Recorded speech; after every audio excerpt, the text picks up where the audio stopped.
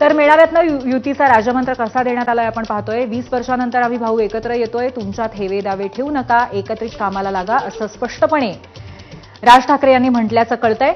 युती संदर्भात काम करायचं, काय करायचं याचा निर्णय मी घेऊन, तुम्ही फक्त कामाला लागा.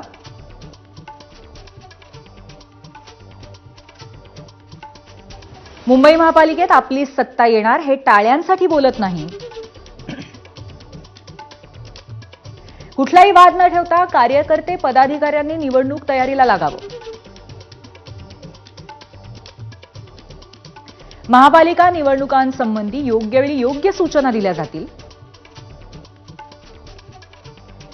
जुने कार्यकर्ते पदाधिकाऱ्यांना सोबत घ्या असाही कुठेतरी मंत्र देण्यात आलेला आहे.